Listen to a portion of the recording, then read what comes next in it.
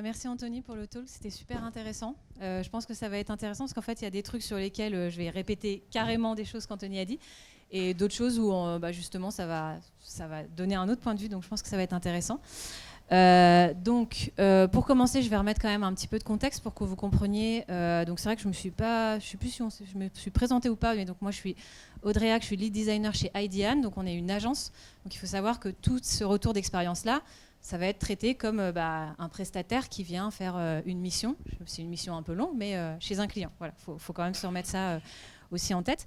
Donc ce client, c'est Crédit Agricole. Donc là, je pense que jusque-là, à mon avis, quand même, tout le monde connaît la salle. Donc c'est vraiment une des premières banques de proximité en France. Ils font énormément de produits différents, des produits d'épargne, d'immobilier, de banque au quotidien. Et ils s'adressent à des marchés très différents. En fait, ils s'adressent à la fois aux particuliers, aux entreprises, aux collectivités locales et aux banques privées. Il y a 4 marchés à adresser. Et ils ont 39 caisses régionales, un petit peu partout en France. Et donc, nous, notre client, c'était Crédit Agricole Technologie et Services. Donc, je vais souvent en parler en disant CATS. Donc, si je dis CATS, c'est Crédit Agricole Technologie et Services, mais c'est un petit peu long. Et donc, ça, c'est l'entreprise IT qui est justement au service de ces 39 caisses et qui est chargée, du coup, de faire tous les produits digitaux de ces caisses. Donc ce qu'il faut savoir, c'est que l'entreprise, en ce moment, depuis déjà 2 ans, 3 ans, elle est en grosse transformation digitale, comme beaucoup de grosses entreprises en ce moment. Et c'est une transformation à grande échelle, c'est-à-dire que ça va être une transformation à la fois des métiers, des compétences, de la manière dont ils délivrent leurs produits digitaux, du modèle managérial aussi, et évidemment du socle IT. Donc dans ce contexte de transformation, ils ont restructuré leurs équipes et ils ont fait un modèle à la Spotify, maintenant bien connu, où en fait, eux aussi se sont réorganisés un peu comme un produit, c'est-à-dire qu'ils ont des tribus qui vont travailler chacune sur des produits digitaux, et puis ils ont mis en transverse des chapitres, ce qu'ils appellent les chapitres.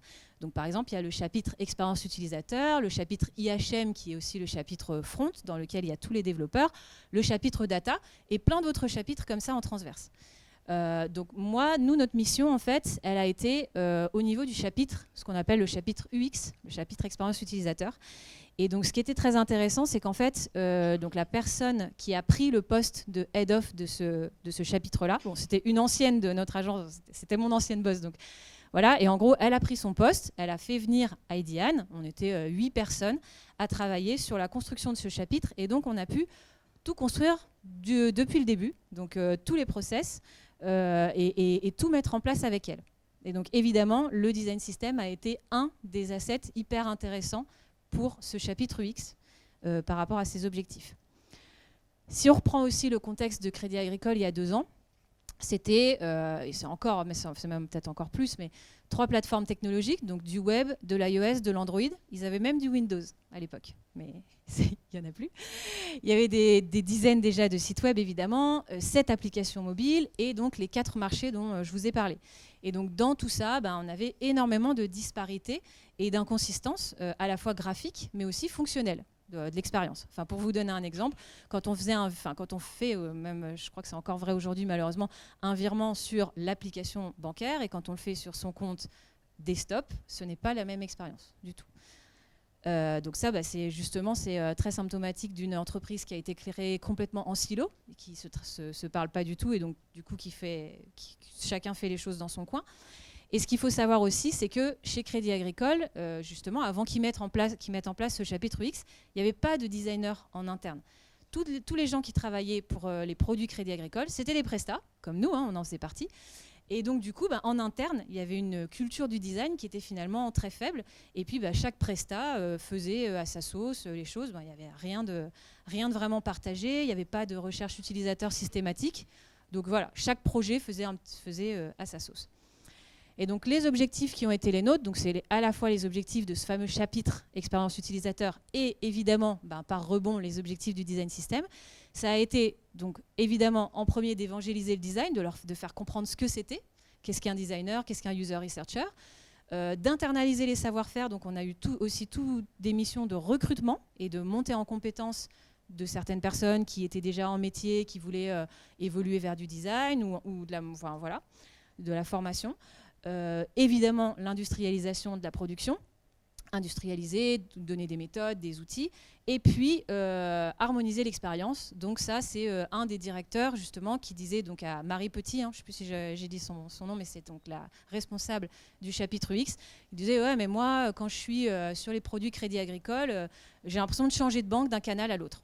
Bah oui, effectivement, c'était la réalité, mais c'est vrai que c'est pas normal. En tout cas pour l'utilisateur final, lui il comprend pas pourquoi les produits se ressemblent pas. Donc je vais vous parler de comment on a construit ce design system et je vais vous le donner en 3 étapes clés. Donc je crois qu'on l'a répété et re-répété, mais moi je vais le re-répéter aussi. Le design system, c'est vraiment un produit, donc c'est quelque chose qui demande du temps, de l'investissement, et donc je vais vous parler des 3 phases. Donc la première phase, c'est définir qu'est-ce qu'on va faire. Ensuite, c'est comment on embarque, parce que là, vous imaginez que sur une entreprise de cette ampleur, on a intérêt à aligner et embarquer énormément de monde. Et ensuite, comment on implémente. Donc définir, c'est hyper important parce que justement, c'est qu'est-ce qu'on va faire, comment on va le faire, pourquoi on va le faire. Donc c'est pas forcément quelque chose qui va être gravé dans le marbre, vous pourrez tout à fait revenir dessus, mais en tout cas, ça vous donne la grande direction, la vision vers laquelle vous avez envie d'aller. Donc nous, dès le début de la démarche, on est reparti de la baseline de Crédit Agricole qui dit 100% humain, 100% digital. On s'est dit impeccable parce que nous, notre design system aussi, on veut absolument qu'il soit fondé sur ces 2 axes. Pour moi, c'était hyper important. Un design system, c'est à la fois des process, donc oui, bien sûr, on va mettre en place des méthodes, des outils, mais on le fait pour des humains. Donc on va avoir tout un pan et qui va être très important sur l'accompagnement, le support, comment on instaure un état d'esprit commun autour de valeurs du partage. L'autre chose qui est très importante quand vous commencez un design system, et je crois qu'Anthony en a parlé aussi, c'est quoi votre critère de réussite. Donc nous, avec ma cliente, avec Marie, on s'est dit, nous, ce sera une réussite si déjà dans 1 an, l'outil, il est connu, il est visible, et quand il y a un nouveau projet, les gens partent de ces guidelines-là pour commencer un nouveau projet. C'était très intéressant comme critère de réussite parce que là, maintenant, ça fait à peu près 1 an et demi qu'on a commencé la démarche et je me rends compte qu'au bout d'1 an, cet objectif était atteint. Si on s'était mis comme objectif à 1 an, dans 1 an, il faut que tous les produits digitaux du Crédit Agricole se ressemblent, c'est impossible. Vous imaginez la dette, vous imaginez tout ce qu'il y aurait à faire comme travail. Ça aurait été complètement utopique. Donc, important, si vous vous mettez des critères de réussite moyen terme, faites en sorte que ce soit atteignable. L'autre chose aussi, c'est qu'on a défini le périmètre. Donc ça, c'est une erreur que je rencontre beaucoup trop souvent dans les design systems, en tout cas sur les gros design systems, c'est que les gens se disent « ça va être pour tout ». Eh ben non, parce qu'en fait, surtout sur un écosystème aussi large que celui de Crédit Agricole, on ne peut pas tout servir. Donc nous, ce qu'on s'est dit, c'est on va poser un peu les grandes familles de produits et puis voir par où on va commencer et ce qu'on va peut-être pas servir. Donc on s'est dit, première chose, on va commencer par le web responsive. Pourquoi? Parce qu'on savait qu'on avait 2 projets qui arrivaient, des projets qui étaient des projets nouveaux, sur lesquels on allait pouvoir, ça allait devenir nos projets pilotes et on allait pouvoir itérer sur le système grâce à ces 2 projets. Donc on a commencé par là. Le temps 2 et 3, on s'est dit que ce serait le natif, avec tout ce qui était tablette et mobile. Et on a exclu le périmètre des outils internes, des outils collaborateurs, parce que très très différents. Donc les outils collaborateurs chez Crédit Agricole, c'est les postes conseillers, c'est-à-dire que le conseiller, quand il vous reçoit en agence, il a une interface sur laquelle il gère tous vos trucs, voilà. Et bien ça, technologie beaucoup trop obsolète et pas possible de passer là-dessus, charte très très très très très différente. Donc on a dit, on ne va pas le servir dans un premier temps. Peut-être que dans le futur, un jour, ça viendra dans le périmètre, mais en tout cas, dans un premier temps, c'était exclu. Donc l'autre chose, évidemment, c'est la cible. Qui est-ce qui va aller, qui est-ce qui va se servir de ce design system et comment on fait pour comprendre leurs attentes. Donc nous, c'était très clair aussi dès le départ que la cible prioritaire, ça allait être les designers. La cible numéro 2, les développeurs et les product owners, ou ce qu'ils appellent aussi le métier. Donc, c'est hyper important de faire une recherche utilisateur sur vos utilisateurs. Ce qui était particulier dans ce cas de Crédit Agricole, c'est que, comme je vous l'ai dit, quand on a commencé, il n'y avait personne d'embauché. Donc, du coup, c'était difficile d'aller faire de la recherche utilisateur sur des gens qui n'étaient pas encore embauchés. Par contre, on savait qu'il y avait aussi des prestats qui allaient l'utiliser. Nous, en tant que prestats, on savait aussi ce que c'était de travailler avec Crédit Agricole et de quoi on aurait besoin. Mais en tout cas, si vous avez déjà des personnes qui sont dans votre équipe, que vous ne partez pas de zéro, comme disait Anthony, et ben ça va être hyper important de comprendre comment elles travaillent ces personnes, qu'est-ce qu'elles attendent, c'est quoi leur frustration, avant de leur mettre des outils entre les mains. Et la dernière chose, qui est très importante quand on fait un design system comme ça, c'est la gouvernance. Parce que du coup, quand on est dans des grosses équipes, qui va gérer le design system? Qui va payer pour ce design system? Donc nous, encore une fois, on a eu de la chance, c'était quand même assez clair.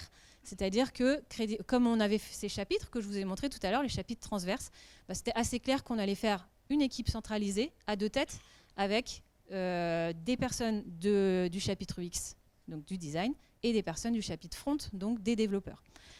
Donc ça, nous, on a choisi ce modèle-là, modèle centralisé. Mais par contre, c'était aussi hyper important pour nous d'avoir des contributeurs. C'est-à-dire, on se disait, on n'allait pas le faire tout seul.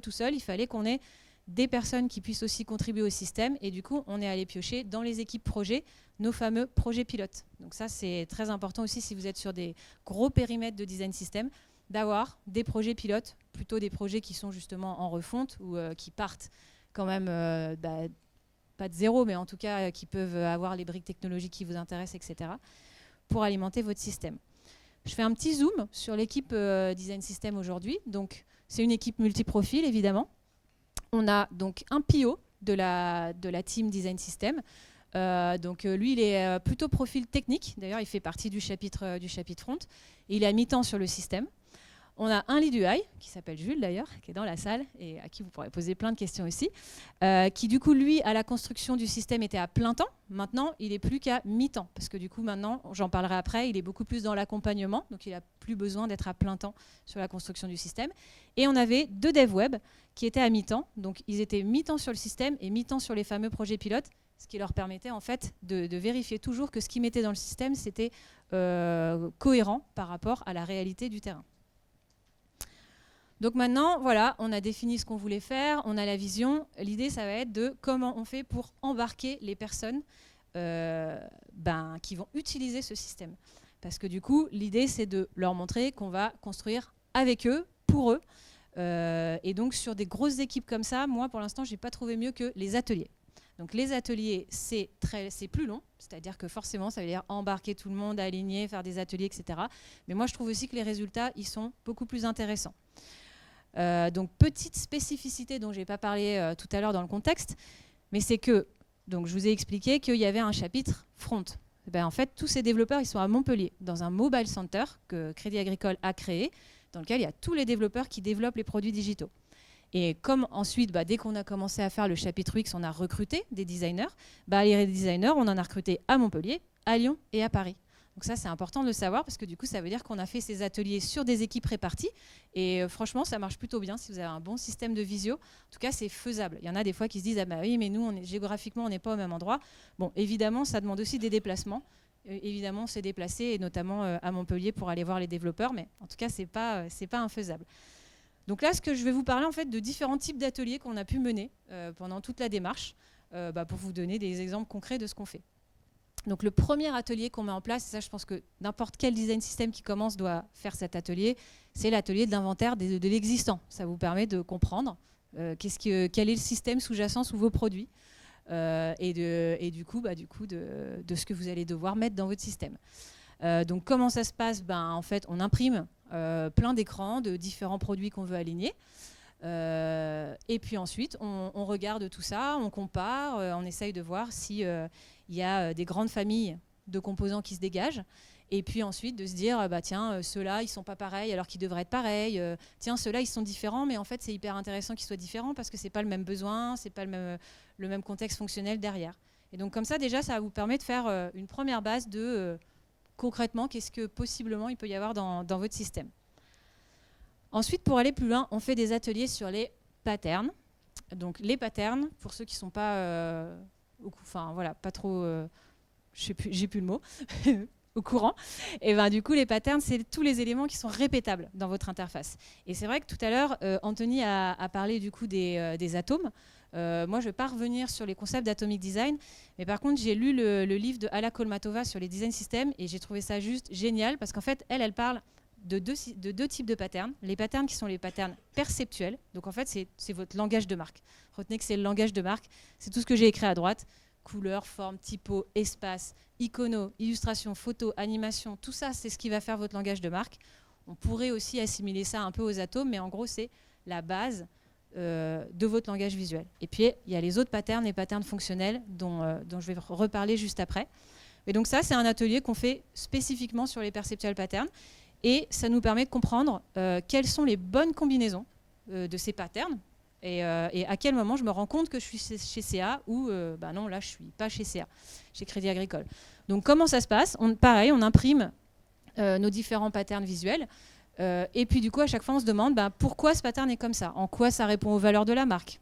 En quoi c'est intéressant par rapport à mon écosystème? Quand est-ce que je dois l'utiliser? Comment? Et qu'est-ce que je n'ai pas le droit de faire avec ce pattern-là? Et ça, ce qui est intéressant, c'est que ça nous donne tout de suite une base de documentation. Donc, c'est la documentation que vous allez ensuite pouvoir écrire dans votre plateforme Design System pour dire comment j'utilise des icônes d'accompagnement, comment j'utilise la couleur de Call to Action, etc. Ensuite, donc, les autres ateliers qu'on fait énormément, c'est les ateliers sur les functional patterns. Donc là, je dis les ateliers parce que autant les perceptual patterns, on a réussi à le faire tenir en un atelier, autant les functional patterns, on fait quasiment un atelier des fois par pattern. Par exemple, vous pouvez faire un atelier sur le header des fois, en fonction de la complexité de votre composant. Donc les functional patterns, je ne vous ai pas redit, mais en fait, c'est tous les éléments avec lesquels l'utilisateur va interagir, contrairement aux perceptual patterns qui sont là pour faire ressentir quelque chose à l'utilisateur et qui sont très liés au langage de marque. Les functional patterns, c'est tout le reste. C'est tous les composants qui sont d'ailleurs recodés ensuite dans votre système. Et donc ça, les ateliers, donc encore une fois, on identifie nos patterns et ensuite, on se pose plein de questions, donc toujours en multiprofil. Hein. Là, ce qui est intéressant, c'est d'avoir à la fois des designers, des développeurs, des product owners, et on se demande c'est quoi les comportements responsives, c'est quoi les états, voilà, comment je dois utiliser ce pattern dans mon interface. Et encore une fois, magique, ça nous donne la documentation. Donc, c'est-à-dire qu'après un atelier, on a gratté tellement de choses et on s'est tellement mis tous d'accord qu'on n'a plus qu'à, entre guillemets, mettre ça en forme et aller l'afficher dans notre plateforme Design System. Donc une fois qu'on a fait ça, là on commence à avoir une bonne vision sur les composants qu'il va y avoir dans notre système. Mais la question qui va se poser après, c'est comment je les priorise? Parce que du coup, l'idée après, c'est de les développer, évidemment. Et donc du coup, nous, on avait un gros enjeu de se dire lesquels on développe en premier avec notre team Design System. On avait des sprints de développement et donc, qu'est-ce qu'on met dans le premier sprint? Donc du coup, on a créé un atelier avec une petite matrice. On a remis tous les composants et on a demandé aux différentes personnes qui étaient dans l'atelier, d'ailleurs c'était donc des personnes de l'équipe Design System et des personnes des équipes projet, évidemment, on leur a demandé de placer leurs composants sur la matrice en disant est-ce qu'ils sont fréquents dans les produits, est-ce que ce composant est fréquent ou est-ce qu'il est rare, et est-ce qu'il est simple à développer ou est-ce qu'il est complexe à développer. Et en fait, du coup, ça nous a donné nos priorités. On avait priorité 1, ça allait être tout ce qui était très fréquent et très simple à développer. Voilà.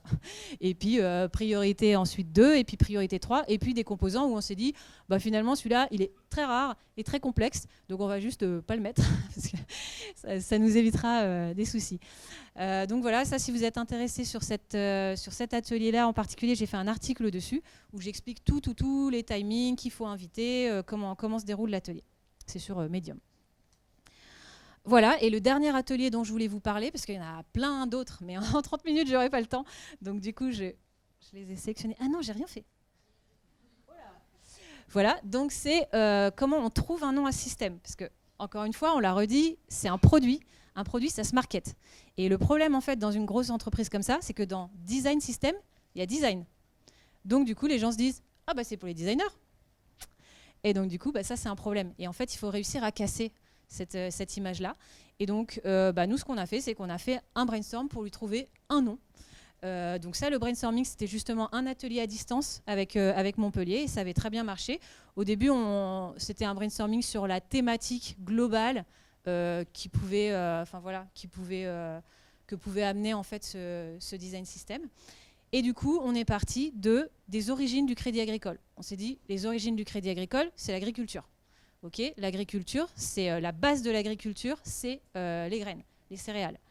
Et donc, on s'est dit, quand on récupère ces graines et qu'on en fait autre chose, finalement, on peut en faire du muesli. Et donc, le muesli, c'est le petit bol d'énergie qu'on prend pour bien démarrer son projet. Et donc, du coup, ça faisait totalement sens, puisque le design system, c'est bien ça qu'on fait. On prend des éléments de base, on les mixe, on les assemble et on en fait quelque chose d'autre. Donc du coup, notre design system s'appelle Musli. Et bah, ça a super bien marché, c'est-à-dire qu'aujourd'hui... Merci Jules, hein, parce que c'est quand même lui qui a trouvé le nom, qui a fait le logo et qui a fait tout un tas de super trucs là-dessus. Et en fait, ça marche hyper bien, c'est-à-dire que maintenant, tout le monde emploie Musli. C'est Musli Framework, les libs Musli, attends, t'as été voir sur Musli, et ça a super bien marché. Donc voilà, c'est très très intéressant de faire ça, surtout pour l'aspect communication, on le verra après. Donc maintenant, on va voir comment on implémente tout ça.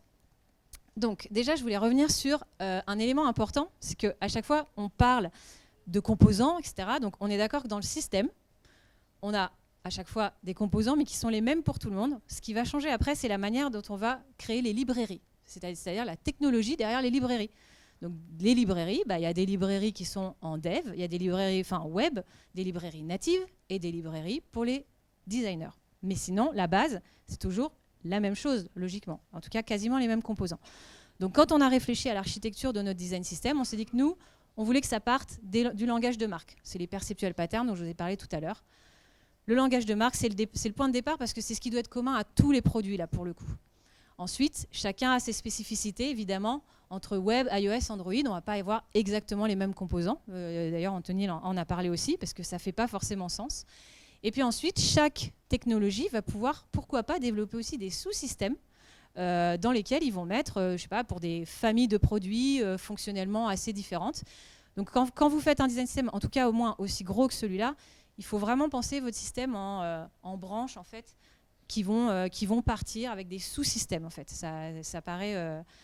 Enfin, c'est évident, en fait, qu'il faut faire comme ça. Vous ne pouvez pas avoir le même système pour tout le monde. En tout cas, pas sur un produit comme ça ne marche pas. Donc du coup, qu'est-ce qu'on a concrètement dans notre design system? Donc on fournit les fameuses librairies de design, donc des librairies partagées et un starter kit, comme ça les designers peuvent venir chercher leurs composants. On a en fait essayé aussi de pousser les outils pour qu'ils soient malins et qu'en fait ils déchargent les designers de tout un tas de tâches ingrates. Notamment, je vous ai parlé tout à l'heure, tout au début, du fait que Crédit Agricole avait 4 marchés.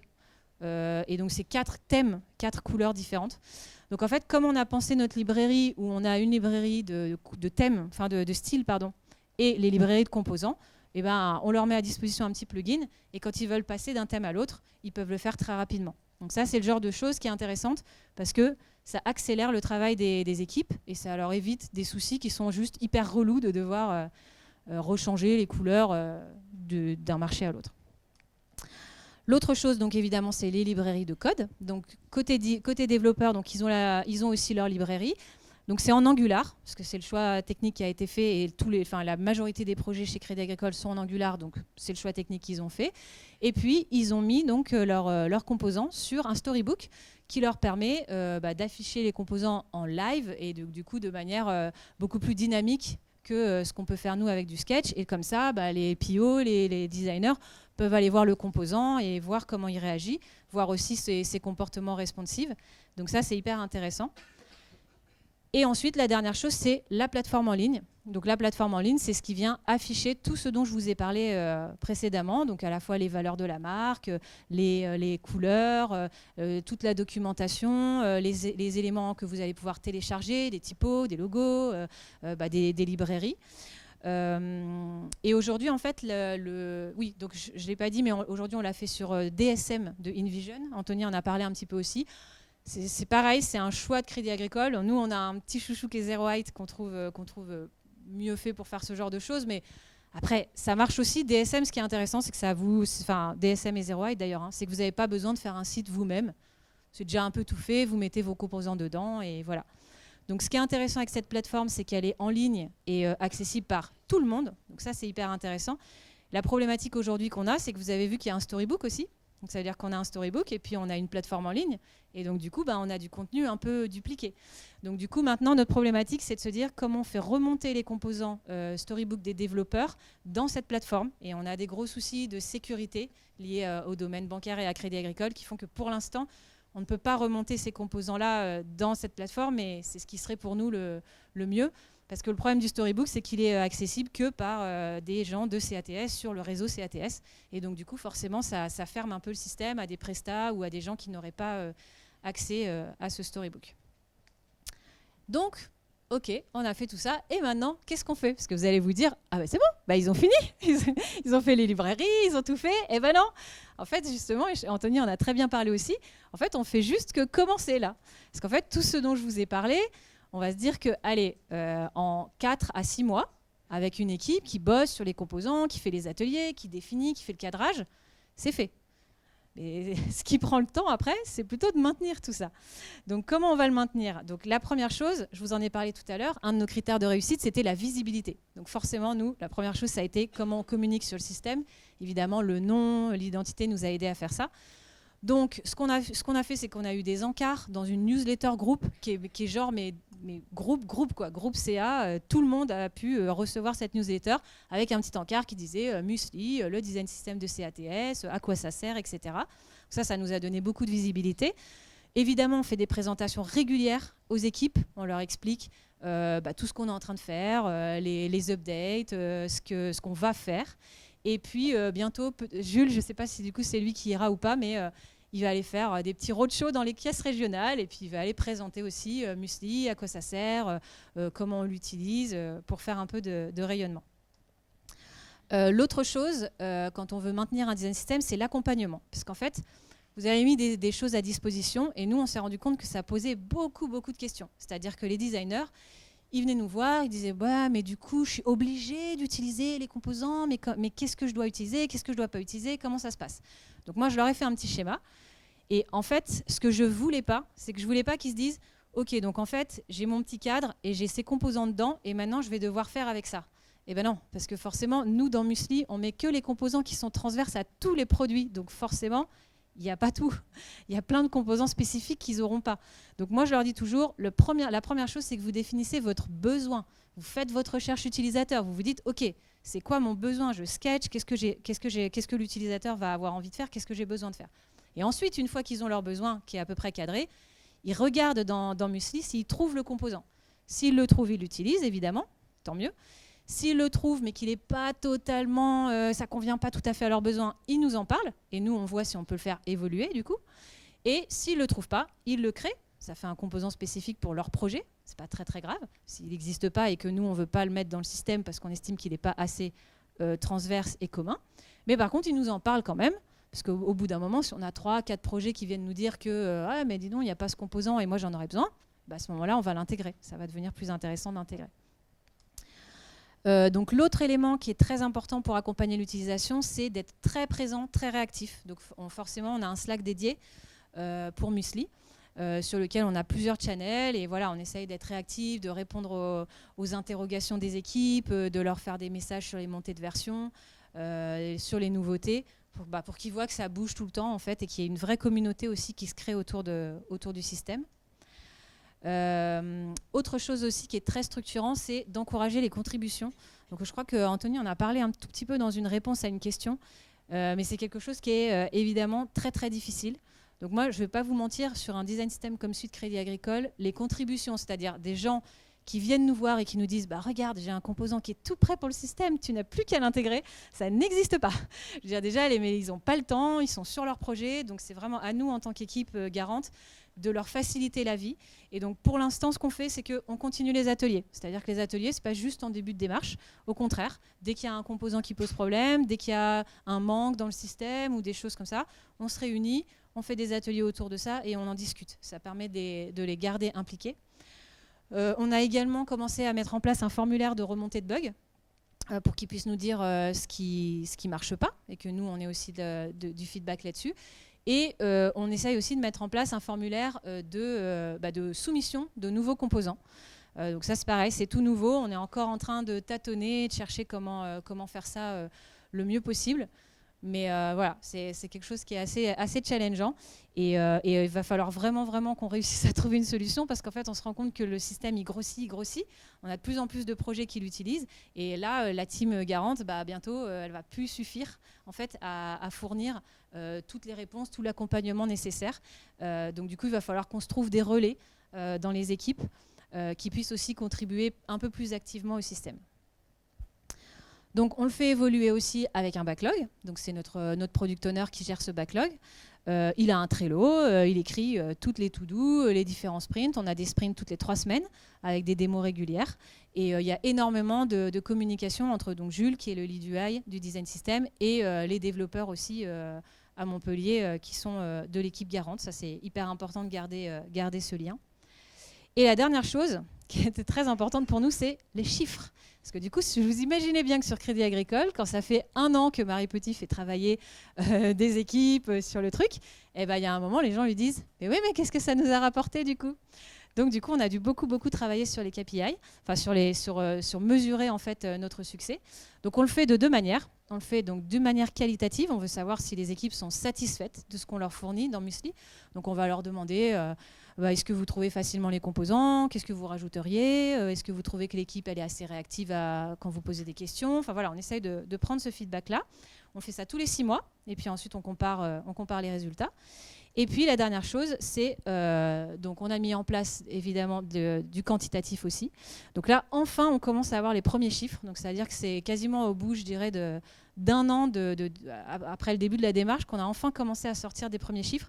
D'ailleurs, si vous commencez, en fait, prenez bien les mesures avant, parce qu'en fait, souvent, on met un design system en place et puis après, 1 an après, quand les gens disent, bah oui, mais du coup, qu'est-ce que ça vous a rapporté? Ah bah oui, mais j'avais pas mesuré avant, donc je peux pas comparer avec l'après. Donc du coup voilà, donc nous qu'est-ce qu'on mesure? On mesure déjà le nombre de projets évidemment qui utilisent Musli, parce que nombre de projets égale multiplication du gain. Ah, j'ai dépassé, c'est ça? C'est pas grave, Anthony il avait fait un peu moins. Voilà, j'ai presque fini. Donc voilà, donc combien de projets l'utilisent et combien de composants par projet sont utilisés. Donc aujourd'hui, on a à peu près 10 projets qui sont en design, qui utilisent les librairies. On a 4 projets en dev et bientôt 2 en natif avec des projets pilotes pour faire le système en natif. Et ils ont déjà observé une réduction des temps de dev de 30% sur les projets qui utilisent Musli. Donc ça, c'est hyper intéressant. On monitore aussi la répartition des versions, qui est sur la nouvelle version, qui est encore sur l'ancienne. Ça c'est hyper important aussi. Et puis d'autres chiffres qu'on monitore, ça va être le temps passé à la réalisation d'un composant avec et sans système, et puis le temps aussi d'onboarding, au bout de combien de temps quelqu'un est efficace en utilisant le système. Donc pour conclure, je vois qu'on ne l'a pas encore assez dit. Donc un design system, c'est vraiment un produit. Ça demande de l'investissement, ça demande du temps. Mais je rejoins complètement Anthony là-dessus. Ce produit, ça ne doit pas pour autant devenir le produit de votre entreprise, parce qu'il faut quand même bien garder à l'esprit que ça sert juste à améliorer l'efficacité de vos équipes, certes, mais aussi la qualité de vos produits finaux. Donc si cet objectif-là n'est pas atteint, votre design system ne sert à rien. Il est vraiment fait pour atteindre cet objectif-là. Donc c'est ça qui doit rester votre objectif. Et pour terminer, le petit moment pub. Donc nous avons, avec les pays IDEAN, sorti un livre sur le sujet, mais ne le prenez pas car je suis en train d'entièrement le traduire / réécrire en version française. Donc normalement, il va sortir d'ici la fin de l'année et ça sera hyper intéressant d'avoir en version française parce que déjà, il n'y a pas assez de ressources en français sur le sujet. Et puis parce qu'on y a intégré des vrais cas français. Donc vous retrouverez Crédit Agricole, il y aura SNCF, il y a Adobe. Des citations aussi de grands acteurs français comme Blablacar, Itch, qui ont leur design system et qui se sont aussi exprimés sur le sujet. Donc du coup voilà, ça va être intéressant. Donc si vous êtes intéressé, je sais pas, suivez sur les réseaux les trucs, comme ça vous serez au courant quand il sort. Voilà.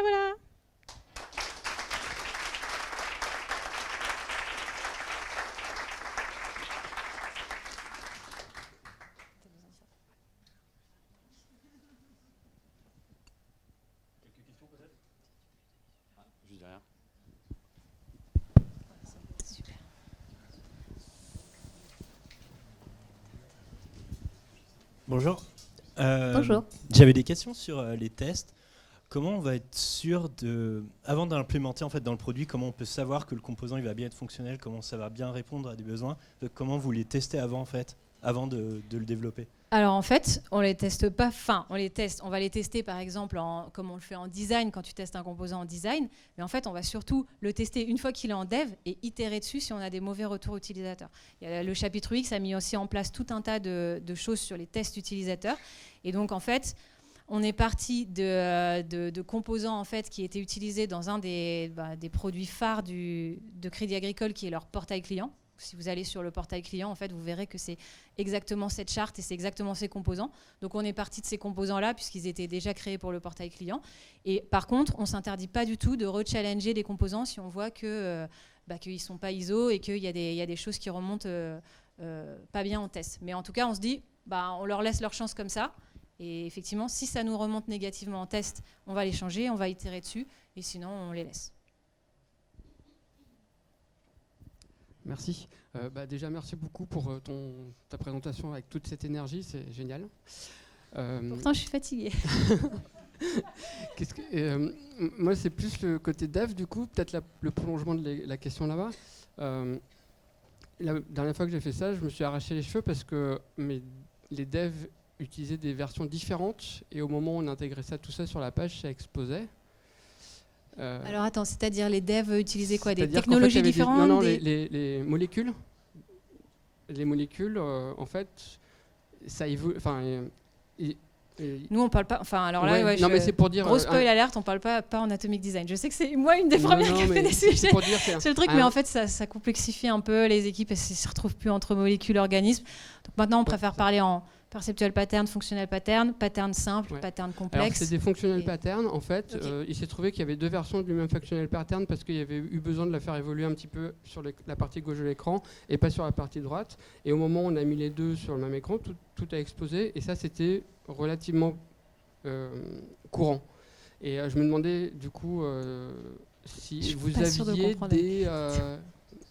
des tu vas parler du versionning, par exemple, si jamais il y a une nouvelle version du composant, une ancienne. Ouais, voir une évolution faite par un dev dans un coin, parce qu'il voulait changer un truc. Ah bah oui, ça c'est tout le travail de l'équipe garante, donc ça, il faudra peut-être que tu en parles aussi avec nos développeurs. Mais évidemment, ils font du versionning et comme je l'ai dit, en fait, ça demande aussi beaucoup d'accompagnement. Donc nous, autant en termes de design qu'en termes de développement, c'est-à-dire que quand il y a un nouveau projet qui commence, on essaye, dans la mesure du possible et de notre temps disponible, de ne pas les laisser comme ça, en freestyle, genre, vas-y, utilise en fait. On est là derrière, on peut même regarder les maquettes, on fait même des design reviews.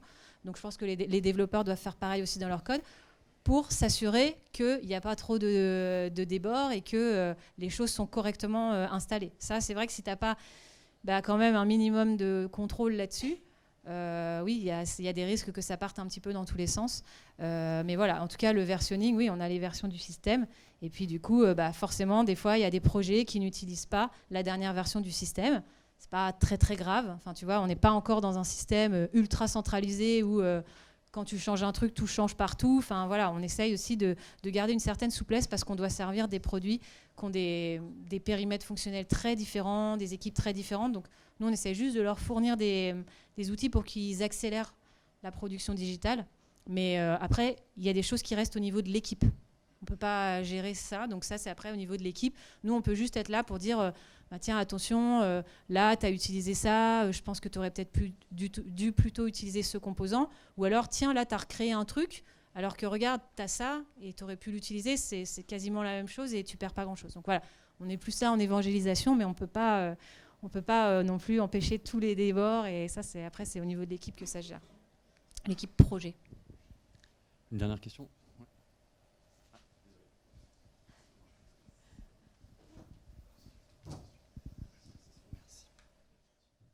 Alors, j'avais une petite question. Tu en as parlé rapidement au niveau de la publication du storybook DSM.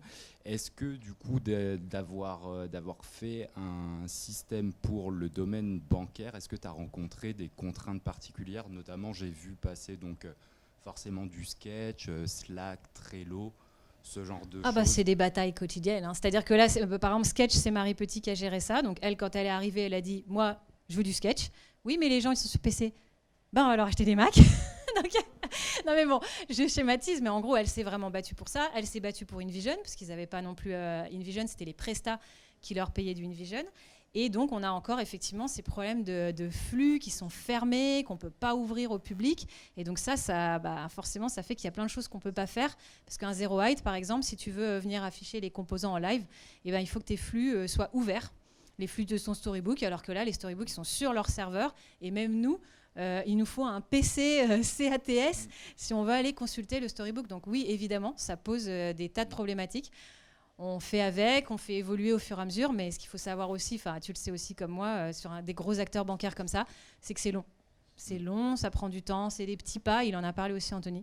C'est des petits pas, et voilà, et tu fais acheter ce truc-là, et déjà c'est une première victoire, et t'es content, et au fur et à mesure, ben, ça évolue, et voilà. Mais oui, forcément. Et du coup, une question plus spécifique par rapport au partage de la librairie et sa mise en ligne. Quelle était la solution choisie pour Crédit Agricole? Alors ça, pour le coup, on n'a pas eu de problème, parce qu'en fait, notre fameuse plateforme DSM, en vrai, elle est ouverte au public. C'est-à-dire que si je vous donnais l'URL, là, vous pourriez y aller. Sauf qu'on n'a jamais donné l'URL parce que, voilà, il y a une espèce de petit flou artistique là-dessus. Donc voilà, nous, notre plateforme, elle est publique.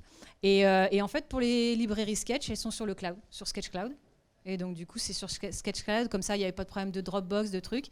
Et donc, du coup, tout le monde peut y avoir accès.